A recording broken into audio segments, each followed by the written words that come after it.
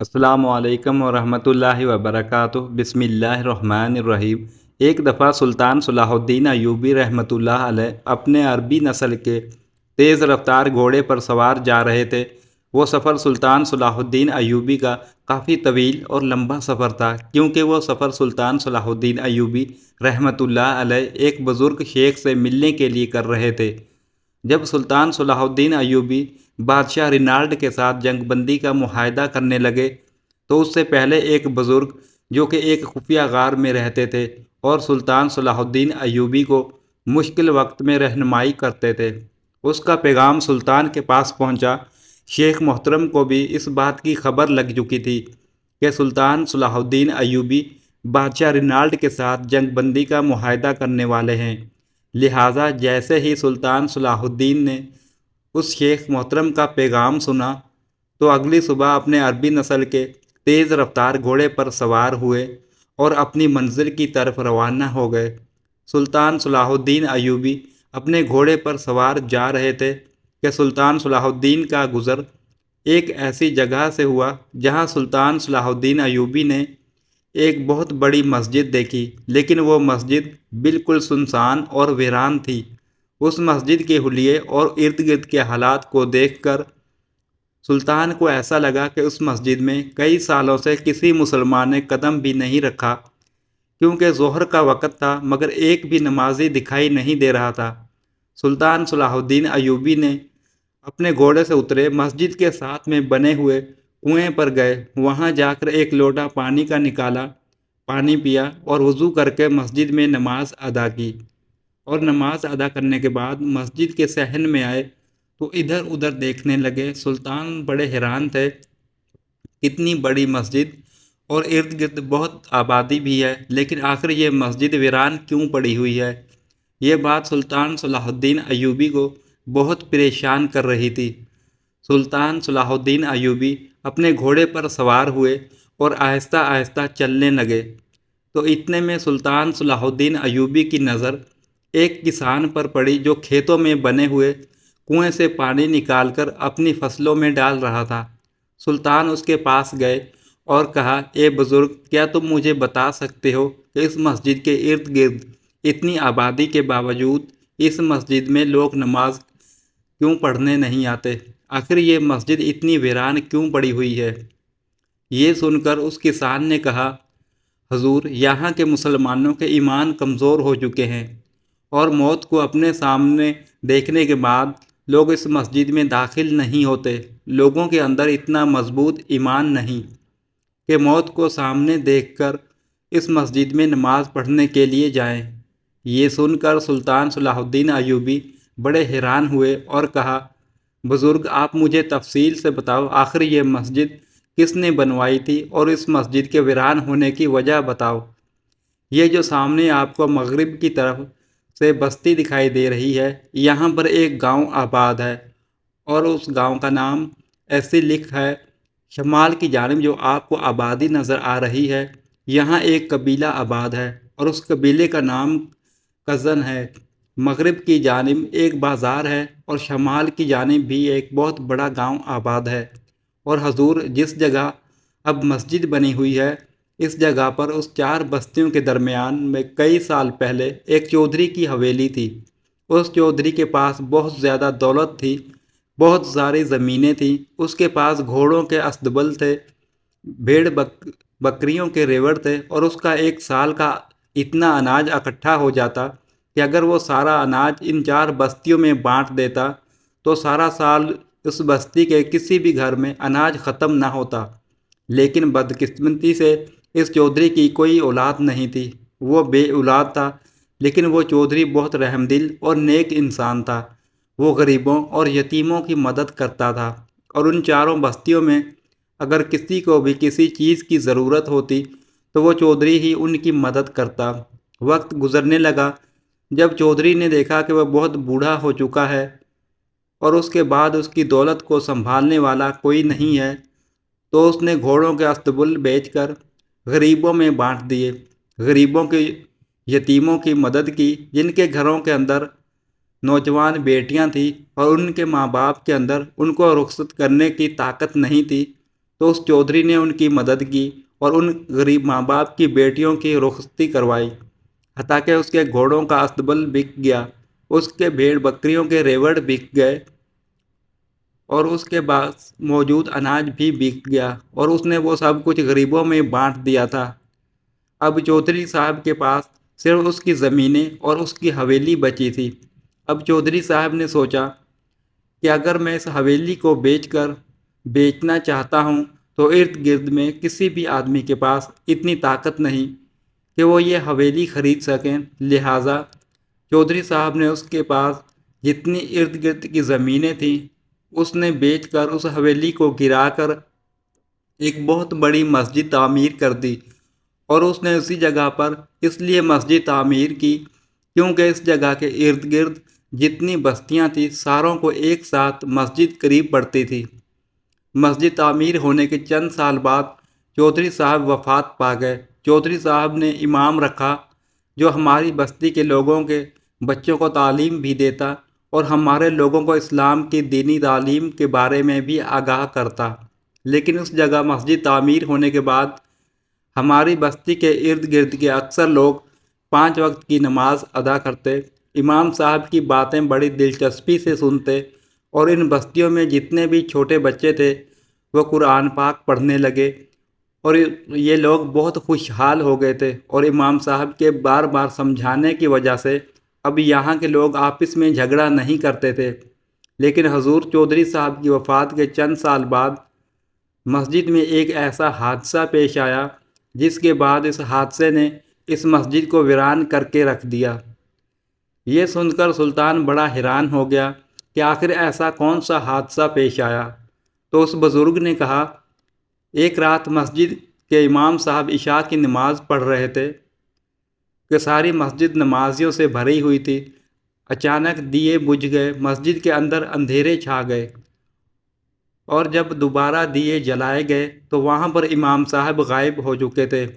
لوگوں نے تلاش کرنے کی پوری کوشش کی، حتیٰ کہ امام صاحب کے ایک بال کا بھی نام پتہ نہ چلا۔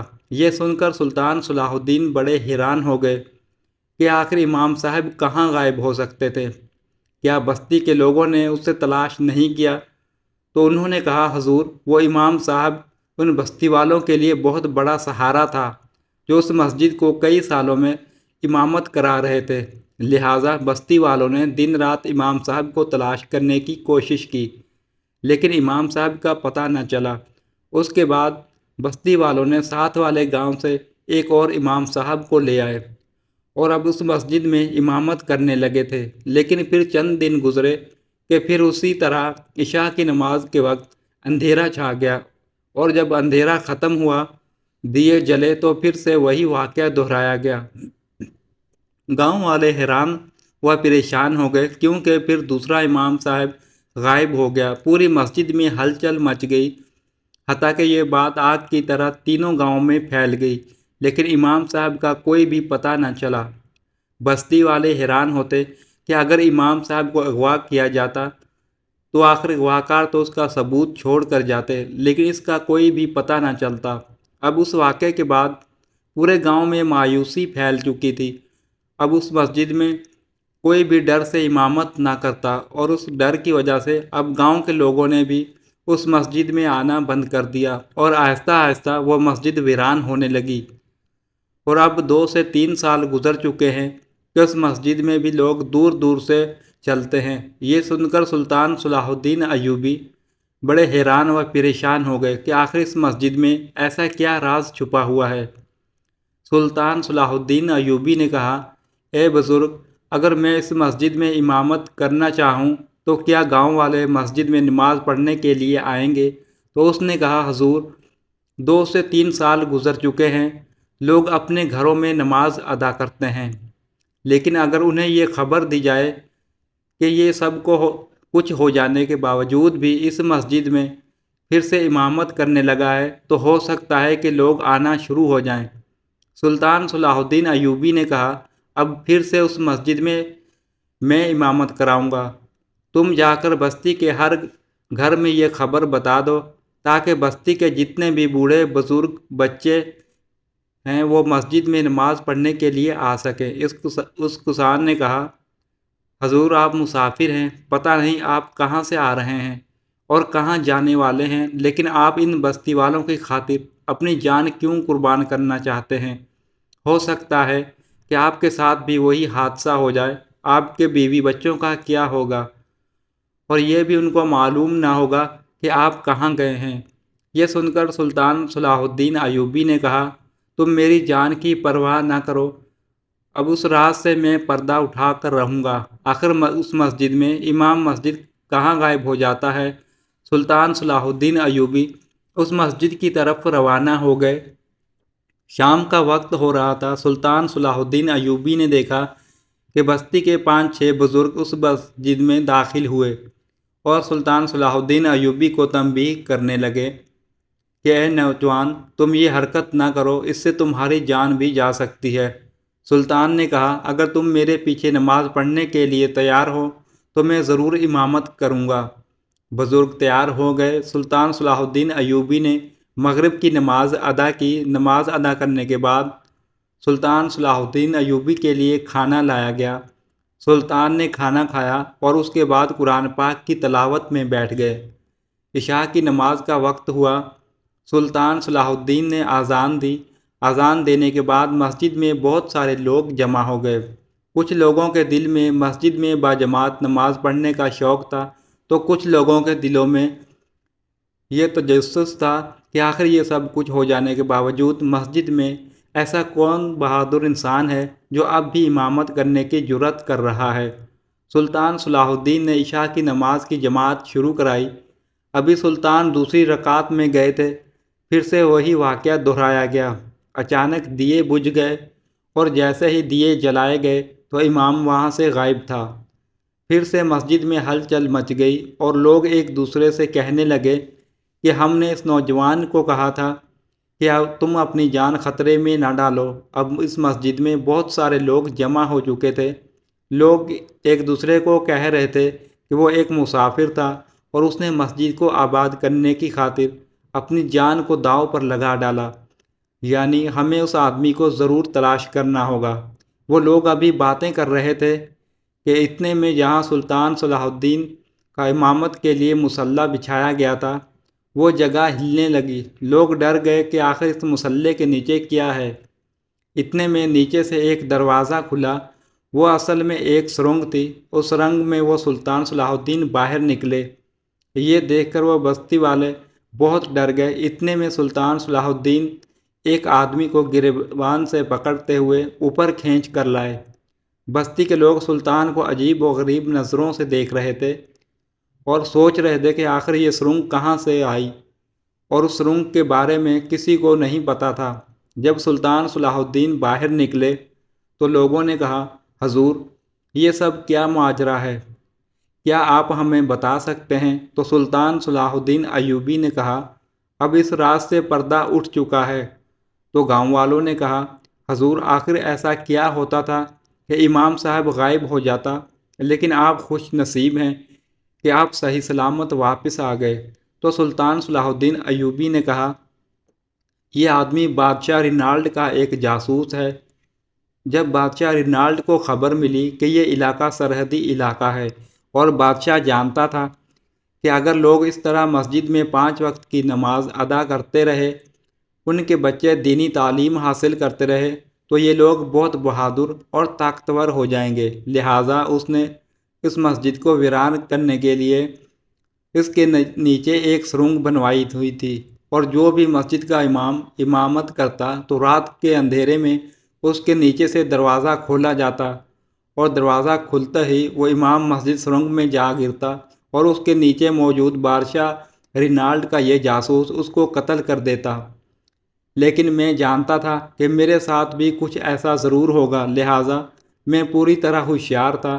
میں نے جیسے ہی امامت کرائی تو دوسری رکعت میں جاتے ہی اندھیرا چھا گیا اور اچانک سے نیچے دروازہ کھلا اور میں نیچے گر گیا، اور فوراً اس آدمی نے مجھ پر حملہ کیا، لیکن میں نے اس حملے کا جواب اپنی تلوار سے دیا، اور میں نے تلوار نکال کر اس کی گردن پر رکھ دی، اور جب میں نے اس کو مارنے کی دھمکی دی تو اس نے سارے راز اگل دیے۔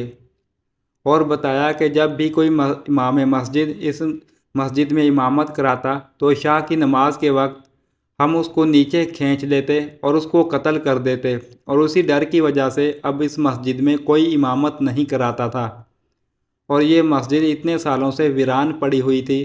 جب یہ سارا ماجرا ایک گاؤں کے بوڑھے آدمی نے دیکھا تو اس نے کہا کہ تم سے پہلے 3 امام اس مسجد میں امامت کرتے ہوئے اپنی جان گنوا بیٹھے، لیکن کسی میں اتنی جرأت نہ ہوئی کہ وہ اس راز کے بارے میں پتہ لگا سکتے۔ آپ واحد نوجوان ہیں کہ آپ اس بستی کے نہ ہوتے ہوئے تم نے اس بستی میں اور مسجد کی خاطر اپنی جان کو خطرے میں ڈالا، اور تم نے دشمن کو بل سے نکال ڈالا، لہٰذا تم کوئی عام آدمی نہیں ہو، بتاؤ تم کون ہو؟ تو سلطان صلاح الدین ایوبی نے کہا، تم نے درست فرمایا، میں سلطنت کا سلطان صلاح الدین ایوبی ہوں۔ جب یہ بات ان گاؤں کے لوگوں نے سنی تو وہ حیران و پریشان ہو گئے اور سلطان صلاح الدین کا شکریہ ادا کرنے لگے، اور اس کے بعد اسی گاؤں میں ایک شہر کے مدرسے سے پڑھ کر آنے والا نوجوان اس مسجد کا امام بن گیا، اور وہ مسجد پہلے کی طرح آباد ہو گئی، اور اب اس مسجد میں پورے گاؤں کے لوگ نماز پڑھنے لگے، اور سلطان صلاح الدین ایوبی نے اپنی جان پر کھیل کر اپنی عقل مندی سے اس مسجد میں چھپے اس راز سے پردہ اٹھا دیا اور اس گاؤں کو اتنی بڑی مشکل سے نکال دیا۔ اور کہتے ہیں کہ پھر اس سلطان صلاح الدین نے رینالڈ بادشاہ کے اس جاسوس کو اپنے گھوڑے کے پیچھے گھسیٹتے ہوئے اپنے محل میں لے گئے تھے، اور اس کا سر کاٹ کر محل کے دروازے پر لٹکا دیا، اور ہر ایک آدمی کو بتایا گیا تھا کہ اس کافر نے مسجد کو ویران کرنے کے لیے کس طرح کا گھٹیا کھیل کھیلا تھا۔ اور اس طرح سلطان صلاح الدین ایوبی نے اپنی عقل مندی سے رینالڈ بادشاہ کے اتنے بڑے منصوبے کو خاک میں ملا ڈالا۔